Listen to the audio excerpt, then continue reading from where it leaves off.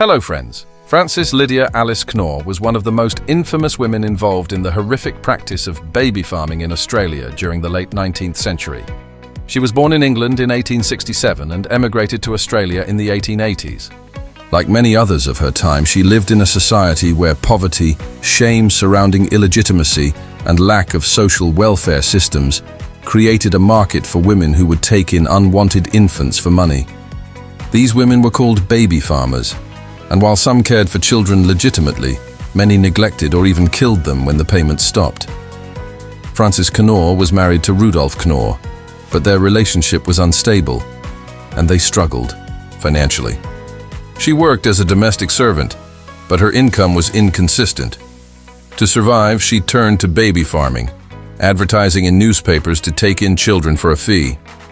At first, she would foster infants, but the grim reality was that many mothers paid her once and never came back, leaving Frances with mouths to feed and no money to sustain them. Instead of trying to care for them, she often allowed the babies to die of neglect or actively disposed of them. Her crimes came to light in 1893 when authorities discovered the bodies of infants buried in the backyards of houses where she had previously lived in the Melbourne suburb of Brunswick. Neighbours recalled foul smells and suspicious behaviour, and investigators soon tied these burials to Frances.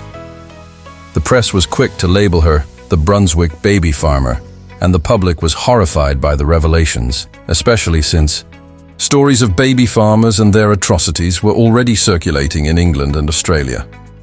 Frances was arrested and put on trial for the murder of at least one child.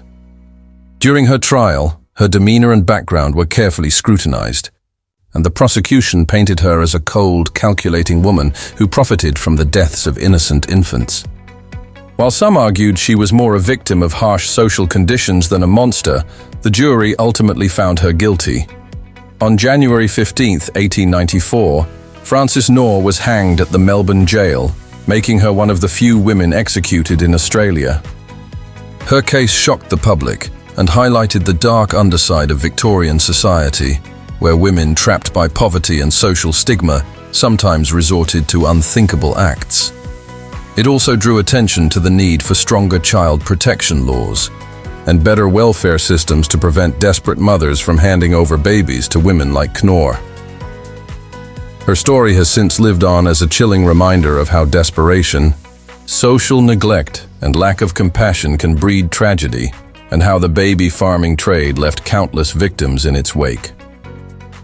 Frances Knorr's case did not exist in isolation. It was part of a much larger and disturbing global pattern of baby farming that flourished in the 19th century, especially in Britain and its colonies. The conditions that allowed Knorr to operate were very similar to those in England, where Amelia Dyer became infamous for killing hundreds of infants under the guise of adoption and childcare. Both women thrived in societies where single motherhood was heavily stigmatized. Illegitimacy carried deep social shame, and few options existed for women who could not support their children. In Australia, just as in England, newspapers were filled with advertisements from women like Knorr, offering to take in infants for a lump sum or weekly fee. Poor mothers, often desperate and abandoned by fathers, would hand over their babies with the hope that these nurses would care for them. In truth, once payment was made, many of these women simply let the infants die of starvation, suffocation, or deliberate neglect. Frances Knorr followed this exact pattern, and when her husband Rudolf was imprisoned for fraud, she had even fewer resources, which likely pushed her further into desperate and cruel decisions. When Knorr's crimes were revealed in Brunswick, Melbourne, they not only horrified the local population, but also ignited widespread debates in Australia about morality, poverty, and justice. Some sections of the press painted her as pure evil, a woman who deliberately murdered babies for profit. Others, however, pointed to her desperate economic situation and argued that she was more a product of social failure than a calculating killer. Still, the discovery of multiple infant corpses buried near her homes left little doubt about her direct involvement in their deaths.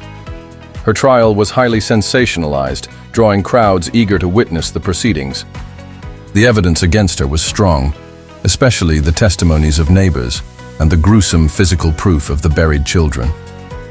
Although she maintained some degree of innocence, suggesting perhaps that she did not directly murder every child, the jury found her guilty of murder. The judge sentenced her to death, and despite petitions for clemency, the authorities upheld the decision. Knorr's execution in 1894 made her only the second woman to be hanged at Melbourne jail, the same prison where the infamous outlaw Ned Kelly had been executed in 1880. The public execution underscored the severity of her crimes, and for many, it symbolized a stern warning against baby farming. Yet, even with her death, the practice continued in different forms until stricter child welfare and adoption laws were put in place in the early 20th century. Today, Frances Knorr is remembered alongside Amelia Dyer and Margaret Waters as one of the most notorious baby farmers in history. Her story remains a stark reminder of what happens when vulnerable women are left without support, when children are treated as disposable, and when society fails to protect its weakest members.